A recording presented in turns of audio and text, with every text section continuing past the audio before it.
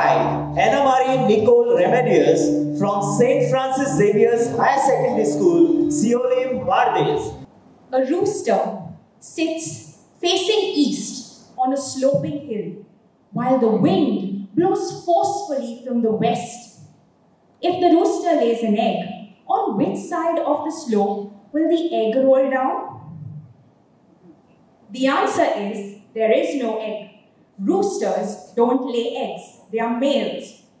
Greetings, respected judges, chief guest, and everyone in the audience. For educators, the greatest challenge is to teach students to interpret and assess information. We scroll, click, and double tap our lives away, wondering where the day goes by. For instance, Swiggy or Zomato apps. You know how hungry you are. You know exactly what you want to order and where to get it. But once you open that app, you're distracted by discounts, bestsellers, offers, prices, the distance from you to the nearest restaurant, or even the variety of food choices. This leaves you confused and hungrier than ever. In the classroom, teachers use Bloom's taxonomy to activate higher order thinking skills. However, there's an easier rule to activate critical thinking skills, which is 5 W's, 1 H. What does this stand for, you say? 5 W's is who, what, where, when, and why. And 1 H stands for how. Teach your students to ask these questions to cut through the clutter and get their key points. Once they get their key points, find out the source and credibility of the information. Is this fake? Is it true? Question that. How? Media literacy. Media literacy is digging a little deeper, thinking a little harder, and considering a little longer all the information that you are exposed to. Children are not passive consumers of data, just input into their billion-dollar biocomputers. And then what? They are left with analysis paralysis. Why? Because there's just too much information to analyze. As educators, you are not supposed to provide information to the students. Google does that. You have to be a guide, a scaffolder, a problem solver, a task creator. This helps the students to grow in critical thinking as well as media literacy. Herbert Spencer says, the greatest aim of education is not knowledge, but action. Allow our students to act upon the knowledge that they have. How? Through class debates or even discussions. Create and analyze media through blogging. Allow them to make their own videos. Post these videos online. Encourage them. Give them riddles. Give them essays. A little bit of a synopsis to write a story. Poetry. Essays. There are so many avenues out there. Allow them to explore. And you just guide them. I'd like to end with a simple quote. Give a man a fish and you feed him for a day. Teach a man to fish and you feed him for a lifetime. Thank you for your patient listening. Have a lovely evening.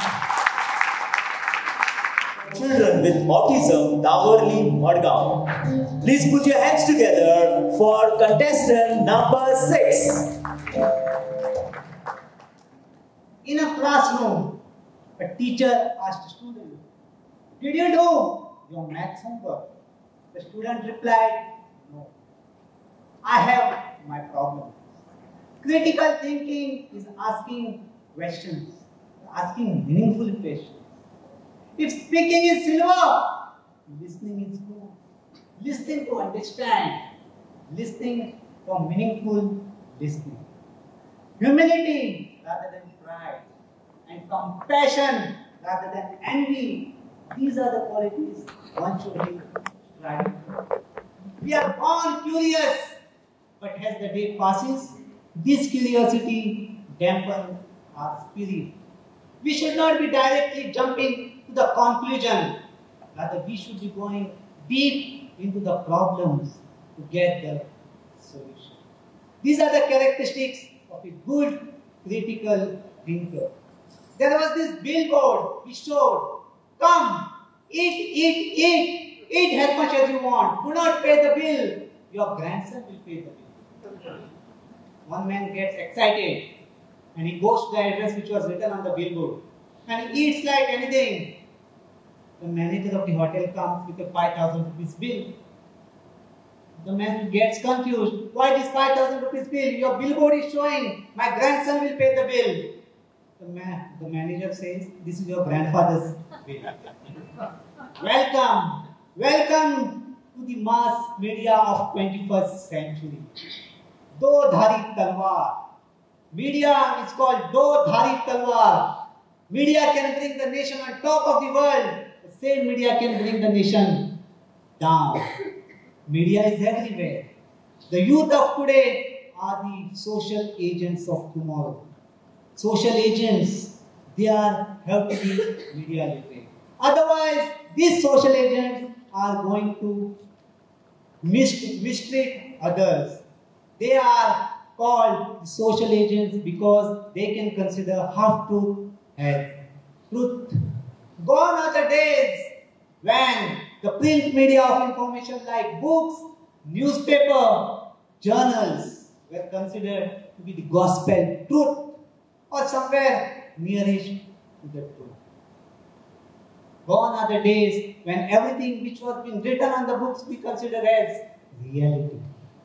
The advent of artificial intelligence into the machines, and there is a big battle between the machines and the human beings.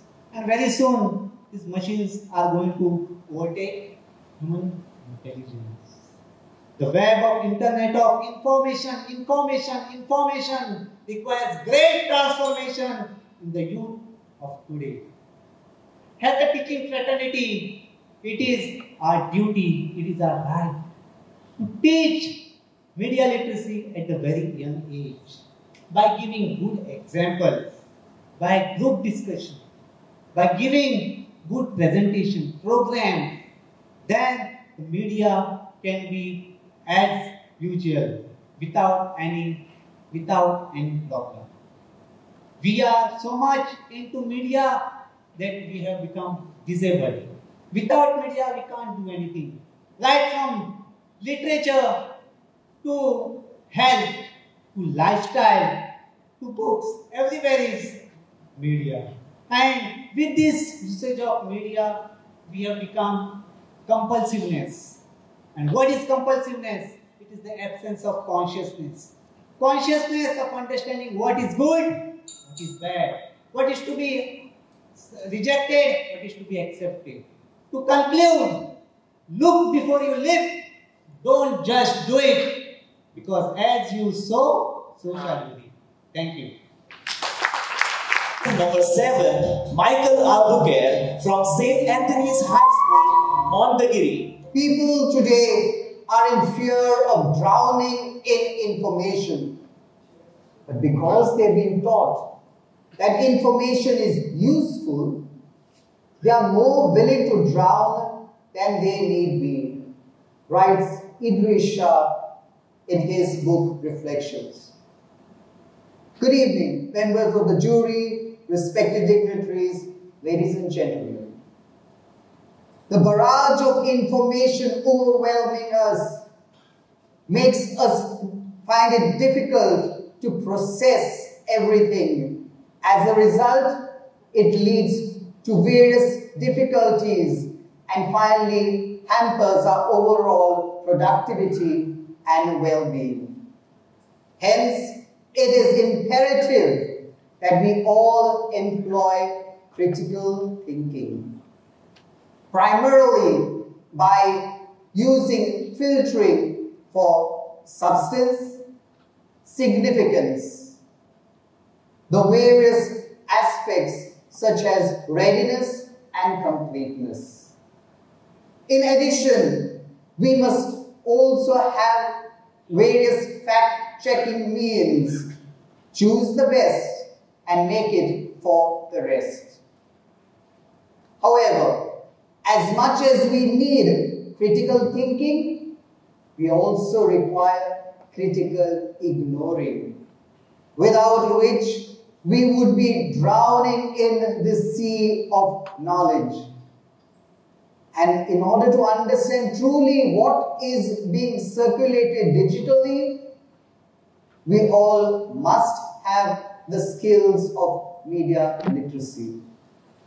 Media literacy is the ability to access, analyze, evaluate, and create media in a variety of forms.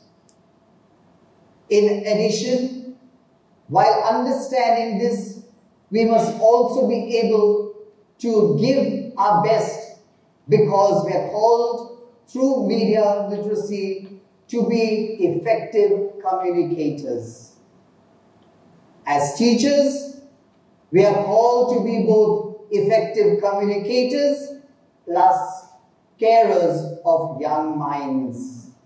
Hence, we need to help them explore various syllabus and views, vet the information based on checking on the website as well as peer-reviewed sources. Help them to understand and determine the underlying concepts and then choose the best, because that is what they deserve. Nevertheless, we must realize never to force them to choose any decision, but help them how to make a decision. Because finally, we teachers are not the only caregivers.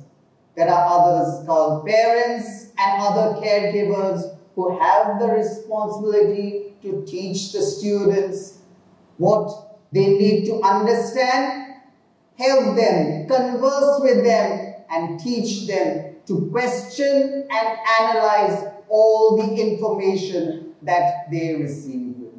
Finally, as critical thinkers and caregivers, we teachers need to help the next generation to choose what is right and thus be better citizens for tomorrow. Thank you.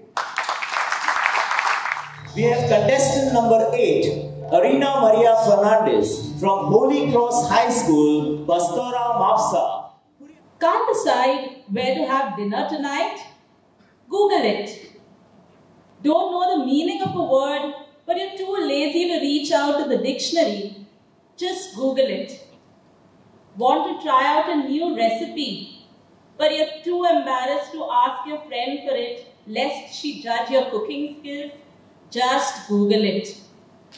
Wait, what's the word used to describe a seat with a backrest and 4 legs? Can't figure it out? Don't bother wrecking your brains. Just Google it. Good evening, honored members of the jury, members of the organizing team, ladies and gentlemen. Google, a word which was meant to be a proper noun, is now widely used as a verb, simply for human convenience. As citizens of a digital era, we rely on the internet for volumes of information. The latest news and reviews, the source of all information, is literally held in the palms of our hands, replacing dictionaries, encyclopedias, human interaction to exchange knowledge, much more the usage of our grey matter to process information we encounter. Today, I, Arina Fernandez, am using this podium to speak to you about teaching critical thinking and media literacy in this current age of an information overload. Just as we are, our students too are exposed and have easy access to volumes of information, all thanks to the World Wide Web. As educators and facilitators of learning, we should capitalize on our students' keen interest for all things digital to accomplish our ultimate aim, that of learning. By channelizing our students towards fruitful internet usage, what we are teaching them to do is to process all information sought through media to create their own information, which is the true essence of media literacy. But for media literacy, one of the key factors is critical thinking. As human beings, we are continually and often subconsciously critically analyzing all that we encounter.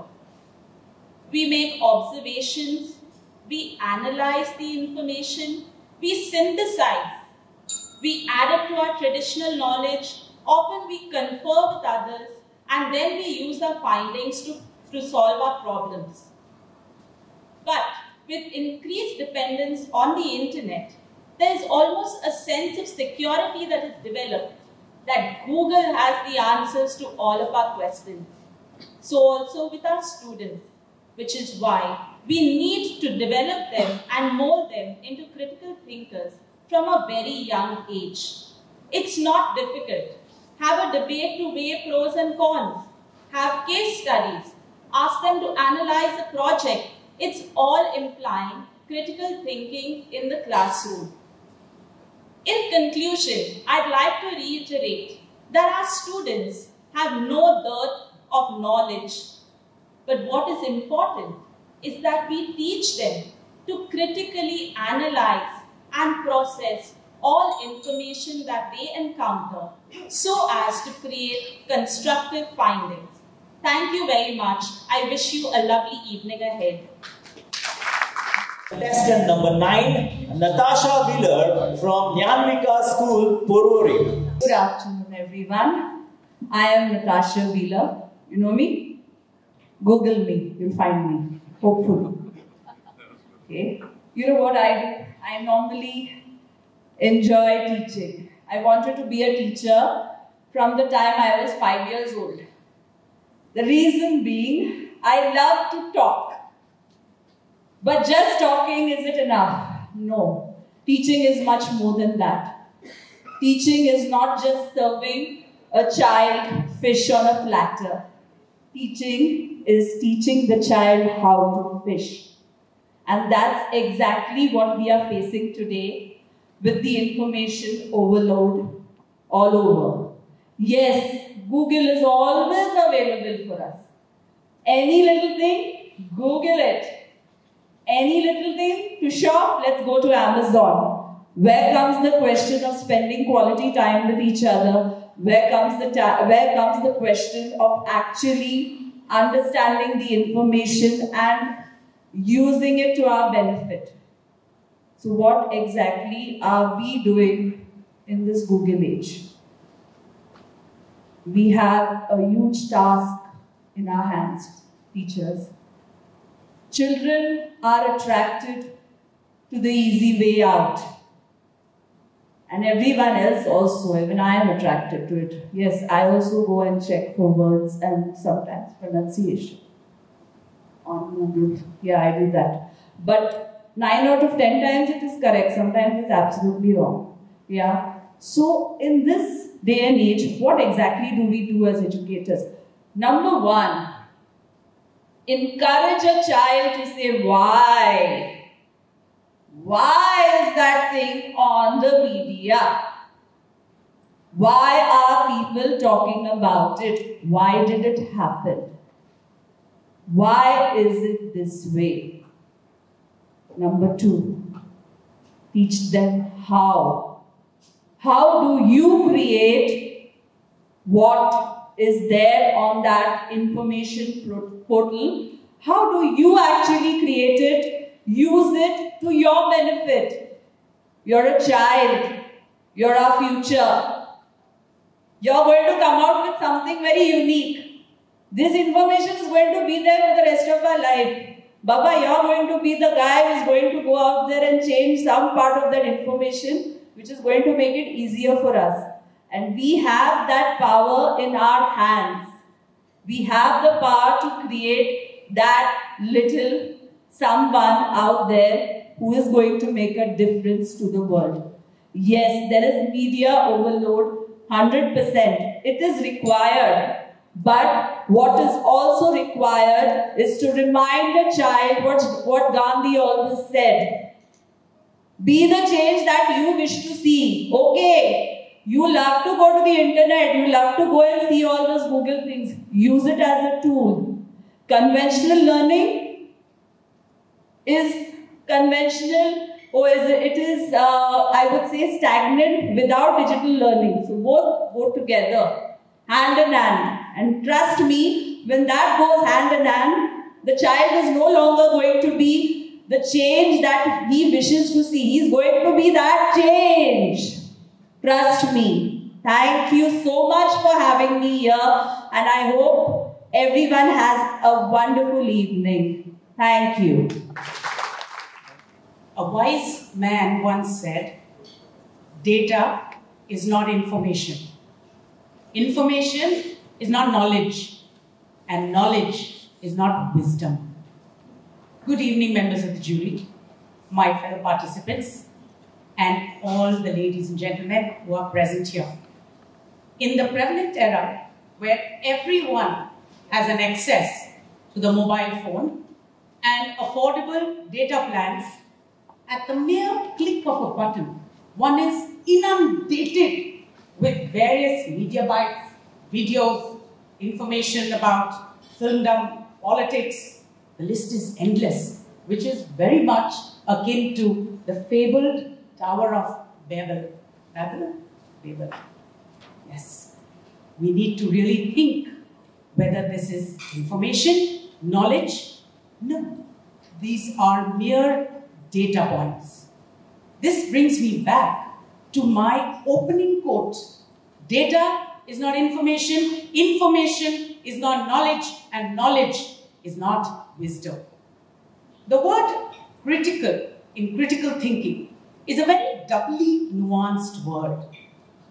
The first, as a critic, where we purvey information that is bombarded by the various media sources. And the second, well, critical thinking is amongst the top 10 life skills that are listed in all education platforms. How do you develop it? How do you teach a child or young adults to actually purvey information that is coming to you from various sources? Therein lies our responsibility as mentors, trainers, facilitators, teachers. We need to tell our children to question how, when, what, where. It's a dying art. Our children have forgotten how to question. Teach them to sift, stop, investigate, find, and trace. Therein lies the essence of critical thinking. To begin with, in the classroom, let's follow inquiry-based learning in whatever we do. A very small example of plagiarism I'll give you. Teacher has asked us to submit a project. How many of them are actually checking back on the source? We blindly pick up. We blindly actually plagiarize. So that's one. Number two, to follow another step, one could follow a collaborative learning approach. Let them sit together, discuss, deliberate, deviate a little, challenge each other, challenge assumptions. Let them also understand real-life examples of spin doctrine, of exaggeration. Let them learn how to actually check back the relevance, the authority, the accuracy, and not just blind consumption. Teach them how to ride and surf the digital media overload, not drown by it. The idea of critical thinking should be actually to think intensively, critically. Let us pause. Let us teach them to pause before we comment, share, like, and